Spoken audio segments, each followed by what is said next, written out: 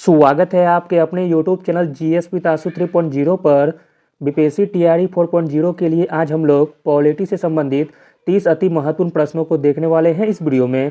इसमें सारे के सारे प्रश्न बहुत ही सिलेक्टेड दिए गए हैं जो आपके एग्जाम में आने की पूरी संभावना है, इसलिए वीडियो को लास्ट तक जरूर देखें। वीडियो स्टार्ट करने से पहले आप लोगों से एक ही रिक्वेस्ट है, प्लीज़ वीडियो को लाइक और सेशन ख़त्म होने के बाद किसी भी एक ग्रुप में शेयर जरूर कर दीजिएगा। चलिए शुरू करते हैं और आप लोग भी सोचिएगा अपना आंसर क्या हो सकता है।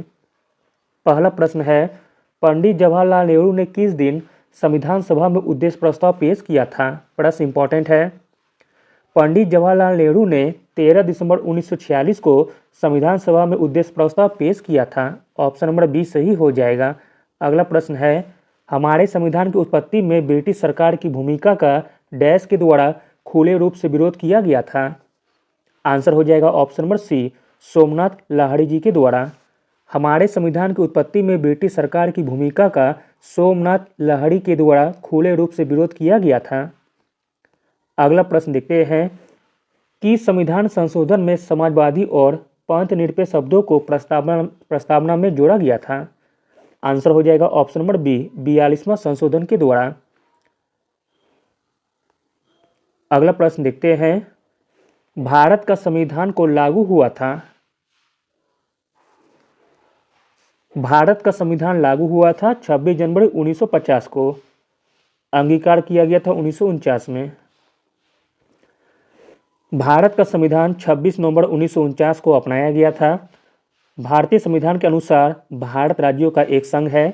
यह सरकार की संसदीय प्रणाली के साथ एक संप्रभु, समाजवादी, धर्मनिरपेक्ष, लोकतांत्रिक गणराज्य है। भारतीय संविधान 26 जनवरी 1950 को लागू हुआ था। अगला प्रश्न देखते हैं, इनमें से किन्होंने ऐतिहासिक उद्देश्यों को संविधान सभा में प्रस्तुत किया था? आंसर हो जाएगा option number A, Jawaharlal Nehru के द्वारा। अगला प्रश्न है, भारत का निर्वाचन आयोग है?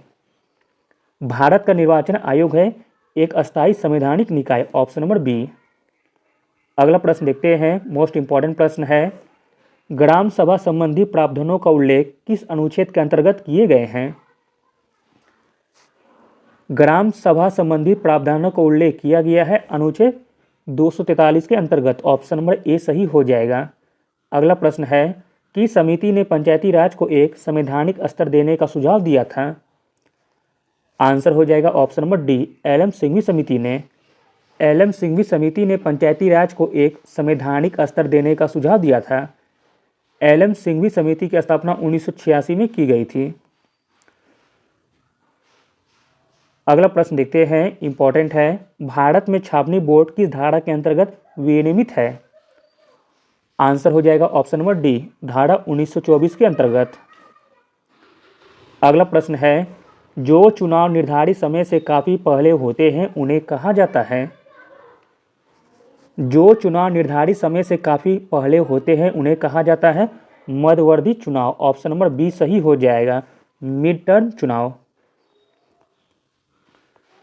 जो चुनाव निर्धारित समय से काफ़ी पहले होते हैं उन्हें मध्यावधि यानी कि मिड टर्म चुनाव कहा जाता है। मध्यावधि चुनाव एक ऐसा चुनाव है जो तब होता है जब एक राज्य विधानसभा या लोकसभा को उसके समान 5 वर्षों के कार्यकाल के पूरा होने से पहले भंग कर दिया जाता है। अगला प्रश्न है, भारतीय संविधान का 61वां संशोधन अधिनियम 1989 निम्नलिखित में से किस प्रावधान से संबंधित है? आंसर हो जाएगा ऑप्शन नंबर ए, मतदान की न्यूनतम आयु घटाकर 18 वर्ष कर दी गई थी 61वां संशोधन के द्वारा। भारतीय संविधान का 61वां संशोधन अधिनियम 1989 वयस्क मताधिकार की आयु को 21 वर्ष से घटाकर 18 वर्ष करने से संबंधित है। अगला प्रश्न देखते हैं, निम्नलिखित में से कौन सा देश एक साथ आने वाले संघ के अंतर्गत आता है? आंसर हो जाएगा ऑप्शन नंबर बी, स्विट्जरलैंड।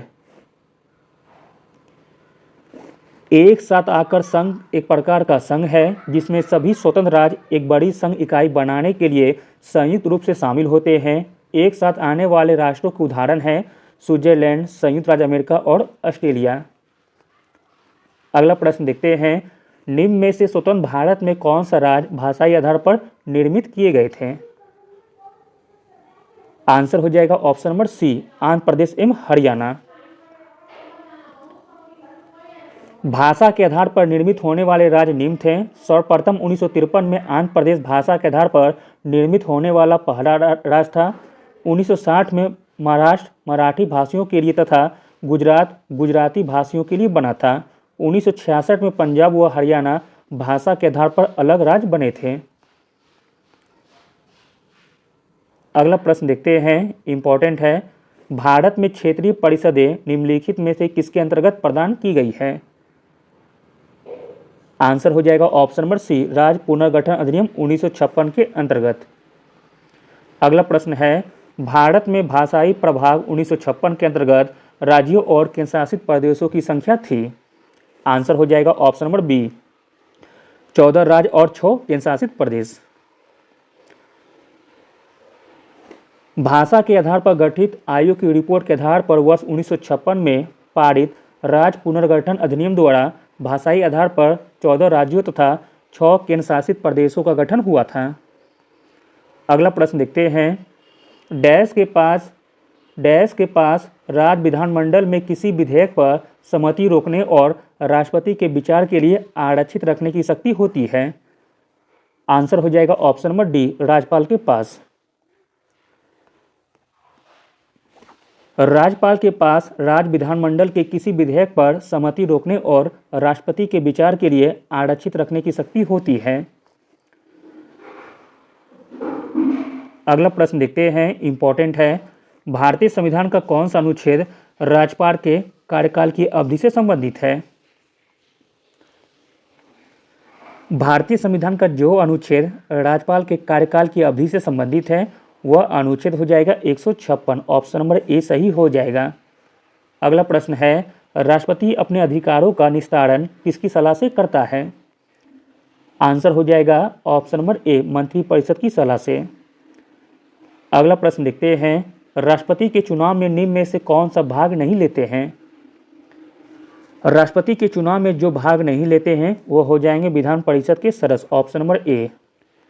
अगला प्रश्न देखते हैं, भारतीय संविधान का कौन सा अनुच्छेद अंतर्राज्य नदियां या नदी दोनों के जल संबंधी विवादों का न्याय निर्णयन से संबंधित है?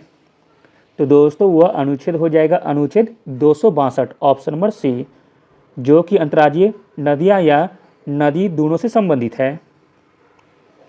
अगला प्रश्न है, एक जिला कलेक्टर का कार्यकाल किसके द्वारा बनाया गया था? प्रश्न इंपॉर्टेंट है। एक जिला कलेक्टर का कार्यकाल बनाया गया था लॉर्ड वारन हेस्टिंग्स के द्वारा। Option number C. अगला प्रश्न है, राजा महेंद्र ने डैश में नेपाल के शाही लोकतांत्रिक संविधान का शुभारंभ किया था? आंसर है ऑप्शन नंबर डी, वर्ष 1959 में। राजा महेंद्र ने वर्ष 1959 में नेपाल के शाही लोकतांत्रिक संविधान का शुभारंभ किया था। अगला प्रश्न है, इंपॉर्टेंट है। बेल्जियम की राजधानी क्षेत्र में बहुतायत रूप से बोली जाने वाली भाषा का नाम बताइए। आंसर हो जाएगा ऑप्शन नंबर बी, फ्रेंच भाषा। अगला प्रश्न देखते हैं, श्रीलंका के किस साल सिंहली भाषा को देश की एकमात्र आधिकारिक भाषा बनाने के लिए एक अधिनियम पारित किया गया था? तो दोस्तों वह वर्ष था वर्ष 1956 का। ऑप्शन नंबर ए सही हो जाएगा। अगला प्रश्न है, चुनावों के उद्देश्य से विभिन्न चुनाव क्षेत्रों के परिसीमन का आधार क्या है? आंसर हो जाएगा ऑप्शन नंबर ए, जनसंख्या। अगला प्रश्न है, पंचायती राज से संबंधित संविधान की 11वीं अनुसूची में शामिल है?